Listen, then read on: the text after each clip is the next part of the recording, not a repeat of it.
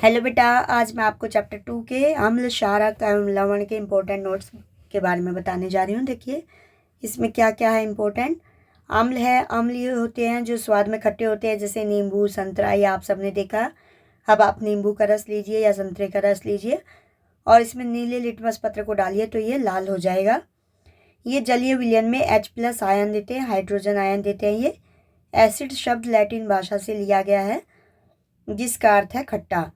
अम्ल को इंग्लिश में एसिड कहते हैं और ये लैटिन भाषा से लिया गया है जिसका अर्थ होता है खट्टा। अब प्रबल अम्ल जो हमारे पास होते हैं हमें याद रखने हैं। हाइड्रोक्लोरिक अम्ल, सल्फ्यूरिक अम्ल, नाइट्रिक अम्ल, इनके नाम है हमारे पास। दुर्बल अम्ल है हमारे पास CH3COOH, ये याद रखते हैं। दुर्बल अम्ल कौन से होते हैं? लैक्टिक अम्ल और ऑक्जेलिक अम्ल। सांद्र अम्ल जिसमें अम्ल अधिक मात्रा में होता है जबकि जल अल्प मात्रा में, यानी कि जल कम होता है और अम्ल अधिक होता है, उसे हम सांद्र अम्ल कहते हैं। और तनु अम्ल उसे कहते हैं जिसमें अम्ल तो थोड़ी मात्रा में होता है, अल्प मतलब थोड़ी मात्रा में, जबकि जल अधिक मात्रा में होता है, जिसमें जल ज़्यादा और अम्ल कम हो तो उसे हम कहते हैं बेटा तनु अम्ल। तो तनु अम्ल में याद रखना है पानी ज़्यादा होता है। अब क्षारक जो है इसे हम इंग्लिश में बेस कहते हैं। ये स्वाद में कड़वे होते हैं और ये इनके एग्जाम्पल है, जैसे बेकिंग सोडा आप घर में यूज़ करते हैं, मम्मी छोलों में डालती है ताकि छोले जल्दी से गल जाए, और भटूरे के आटे में डालते हैं हम बेकिंग सोडा। और साबुन है आपके पास, डिटर्जेंट पाउडर है, सब क्षारक होते हैं।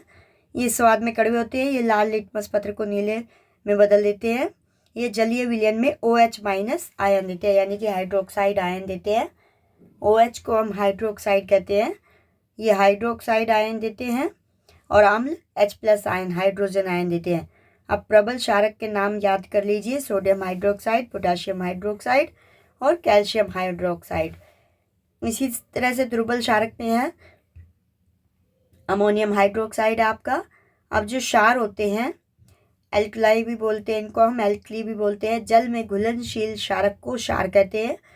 तो आप देख रहे हो क्षारक और क्षार में डिफरेंस है। जो क्षारक जल में घुल जाता है उसे हम क्षार कहते हैं। ये आपके पास है sodium hydroxide, potassium hydroxide, magnesium hydroxide. लवण क्या होता है? लवण अम्ल व क्षारक की परस्पर अभिक्रिया से प्राप्त होता है। जब अम्ल और क्षार आपस में क्रिया करते हैं तो लवण और जल बनता है। जैसे हमारे पास है NaCl, KCl। NaCl मतलब सोडियम क्लोराइड और KCl है पोटाशियम क्लोराइड। ये है आपके लवण के उदाहरण। अब ये NaCl बना कैसे बेटा? HCl और हमने किसको मिला दिया? सोडियम हाइड्रोक्साइड को। देखो मैं यहाँ पे लिख के दिखा रही हूँ आपको। ये हमने प्राप्त कैसे किया? हाइड्रोक्लोरिक अम्ल प्लस सोडियम हाइड्रोक्साइड की जब हमने क्रिया कराई, इनके हमने आपको बताया लवण अम्ल और क्षार की क्रिया से बनते हैं। तो अब यहाँ से हमें प्राप्त होगा NaCl प्लस H2O।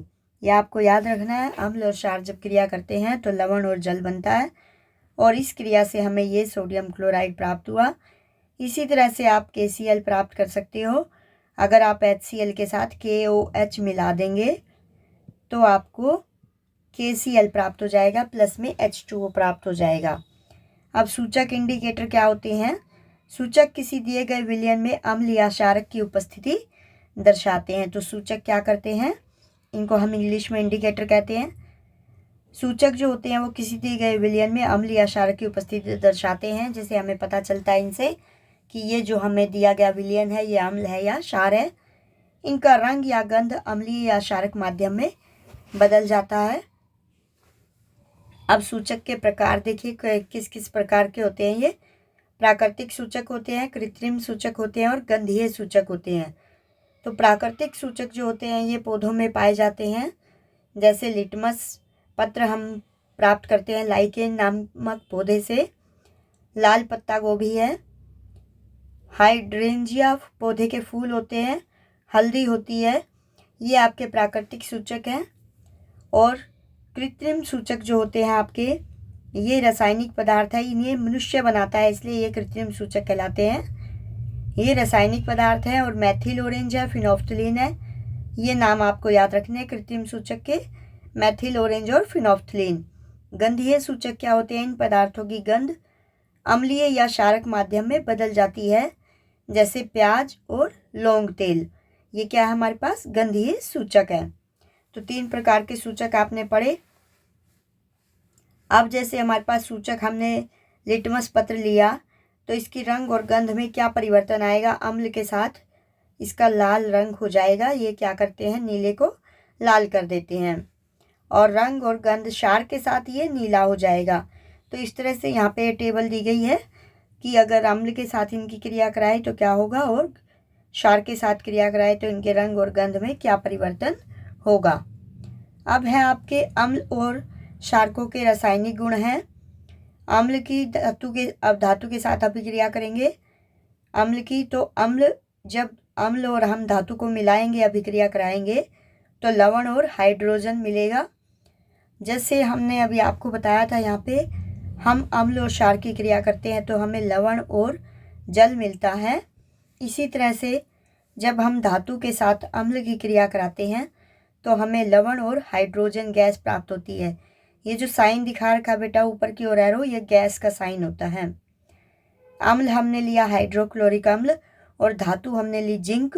Zn का मतलब जिंक होता है, तो हमें प्राप्त हुआ ZnCl2। ये एक लवण है, जिंक क्लोराइड और हाइड्रोजन गैस मिलती है।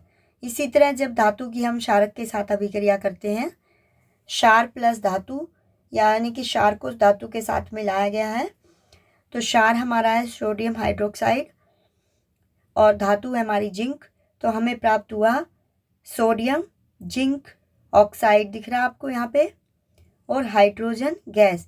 इसको हम सोडियम जिंकेट बोलते हैं। ठीक है, अलग अलग करके मैंने बोला। इसको जब हम इकट्ठा बोलेंगे तो सोडियम जिंकेट बोलेंगे। अब इसमें पॉप टेस्ट होता है। हाइड्रोजन गैस से निहित परखनली के पास जब एक जलती हुई मोमबत्ती लाई जाती है, जो हम कहते हैं हाइड्रोजन गैस निकल रही है। अब जिस परखनली में से निकल रही है, अगर उसके पास हम एक जलती हुई मोमबत्ती ले आए तो पॉप की ध्वनि उत्पन्न होती है। इस टेस्ट को हाइड्रोजन की उपस्थिति दर्शाने के लिए प्रयोग करते हैं। हम उसके पास मोमबत्ती क्यों ला रहे हैं, ताकि हमें पता चले इसमें हाइड्रोजन गैस है या नहीं है। तो इसमें जब पॉप की ध्वनि आएगी, एकदम ज़ोर से आएगी आपको ध्वनि आवाज़, तो इसका मतलब है वहाँ पे हाइड्रोजन गैस है। अब धातु कार्बोनेट और धातु बाई कार्बोनेट के साथ अभिक्रिया करेंगे, किसकी, अम्ल की और क्षारक की। अम्ल के साथ जब धातु कार्बोनेट मिलाया जाता है तो लवण और जल प्राप्त होता है, साथ में कार्बन डाइऑक्साइड भी मिल रही है। अम्ल हमने लिया हाइड्रोक्लोरिक अम्ल और धातु कार्बोनेट मतलब धातु के साथ हमने कार्बोनेट लिया है, तो हमने लिया सोडियम कार्बोनेट है ये आपके पास। आपको मिला 2NaCl, ये AQ का मतलब एक्वस फॉर्म होती है, जेली जैसी फॉर्म, और CO2 गैस मिली। H2O लिक्विड की फॉर्म में मिला, L मीन्स लिक्विड, जो वाटर है वो लिक्विड फॉर्म में होता है। अब यदि हम अम्ल के साथ धातु बाई कार्बोनेट की अभिक्रिया कर रहे हैं तो हमें लवण प्लस CO2 प्लस जल, इसमें भी यही मिल रहा है हमें, HCl प्लस NaHCO3। ये हमारा धातु बाई कार्बोनेट है। तो अब देखिए यहाँ पे CO2 की जांच टेस्ट, अभी मैं यहाँ पे हमने देखी थी हाइड्रोजन की जांच टेस्ट, अब हम देख रहे हैं CO2 की जांच टेस्ट कैसे होती है। उत्पादित कार्बन डाइऑक्साइड को चूने के पानी में प्रवाहित करने पर चूने का पानी दूधिया हो जाता है। अगर जो हमारी गैस निकल रही है इसमें, जब हम अम्ल की धातु कार्बोनेट के साथ क्रिया करते हैं, अगर उस हम गैस के ऊपर या उस गैस को हम चूने के पानी में डालेंगे तो चूने का पानी क्या हो जाएगा, दूधिया हो जाएगा। ये हम दिखा रहे हैं क्षारक की अभिक्रिया। तो ये है आपके पास, ये इसने यहाँ पे दिखाया है कि हम इसको कार्बन डाइऑक्साइड को चूने के पानी में डालेंगे तो वो क्या हो जाएगा, सफ़ेद हो जाएगा। ये अभिक्रिया ऐसे दिखाई है। अब है अधिक मात्रा में अगर हम CO2 प्रवाहित कर देंगे तो क्या होगा, calcium carbonate plus H2O plus CO2, तो ये जल में घुलनशील हो जाएगा। कौन, जो चूने का पानी था वो दूधिया हो गया, और ज़्यादा पानी डालेंगे, ज़्यादा गैस प्रवाहित करेंगे तो वो जल में घुलनशील हो जाएगा। अब है अम्ल और क्षारक की आपस में अभिक्रिया। जब अम्ल और क्षारक आपस में अभिक्रिया करते हैं तो लवण और जल बनाते हैं, ये आपको पहले भी बता चुके हैं। इस अभिक्रिया को हम उदासीनीकरण अभिक्रिया कहते हैं। अब इसमें हम उदाहरण ले सकते हैं, ये मैंने आपको ऊपर भी लिखवाया, अभी आप देख सकते हो जहाँ पे मैंने आपको बताया था अम्ल और क्षार अभिक्रिया करेंगे तो लवण मिलता है, ये मैंने अभिक्रिया लिखवाई है आपको। और यहाँ पर भी यही अभिक्रिया लिखी हुई है, NaOH प्लस HCl हमें मिलता है NaCl प्लस H2O। अब देखिए, अगर हमारे पास प्रबल अम्ल है और दुर्बल क्षारक है तो हमें अम्लीय लवण प्लस जल मिलता है, और जो विलयन होगा उसका pH 7 से कम होगा, क्योंकि ये प्रबल अम्ल है और दुर्बल क्षारक है।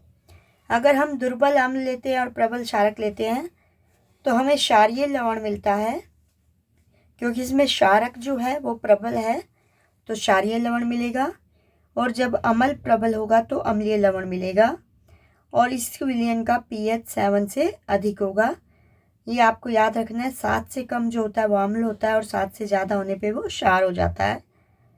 प्रबल अम्ल और प्रबल क्षारक दोनों जब हम मिलाएंगे तो उदासीन लवण बनेगा और विलयन का pH मान 7 होगा।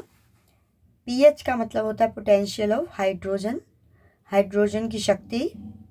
दुर्बल अम्ल प्लस दुर्बल क्षारक जब हम मिलाएंगे तो इससे भी हमें उदासीन लवण मिलेगा और जल मिलेगा, इसमें भी विलयन का pH 7 होगा।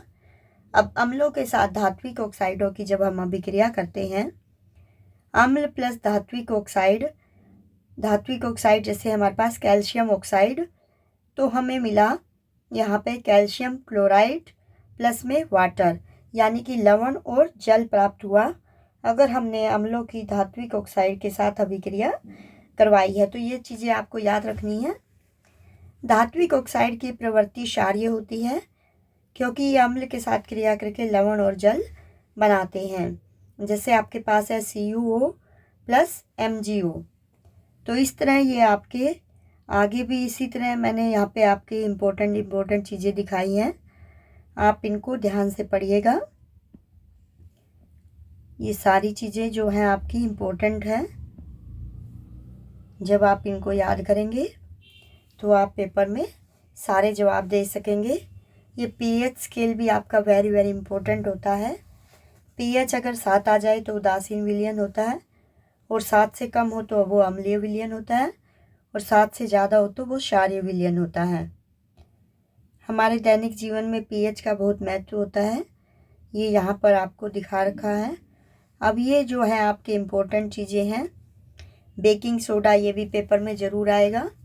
बेकिंग सोडे का सूत्र लिखिए, धोने के सोडे का सूत्र लिखिए, और प्लास्टर ऑफ पेरिस का सूत्र लिखिए, ये वेरी इम्पोर्टेंट है। फिर इनके उपयोग क्या हैं वो उपयोग भी यहाँ आपको दिखाए गए हैं। ये उपयोग भी वेरी इम्पोर्टेंट है बेटा, इन तीनों में से ज़रूर पेपर में आएगा। तो ये थे आपके सारे इम्पोर्टेंट नोट्स। यहाँ आप देख सकते हो, इसमें कॉपर सल्फेट इंटू 5H2O जो है, यहाँ पर आपके क्रिस्टलन में जल के 5 अणु हैं। ये जल दिख रहा है और यहाँ पे 5 लिखा हुआ है, तो इसमें जल के 5 अणु हैं। इसी तरह से सोडियम कार्बोनेट है इंटू 10H2 है, तो इसमें क्रिस्टलन में, इसके क्रिस्टलन में क्या है, जल के 10 अणु हैं। और CaSO4 इंटू 2H2O जो हमें जिप्सम होता है, इसमें क्रिस्टलन के जल के कितने अणु हैं, 2 हैं। और जो आपका ये हमारा है, क्या था यहाँ पे, जिप्सम, जब 2H2 हो तो ये हमारा जिप्सम होता है। Okay, bye bye, next video में फिर से मिलेंगे, बाय।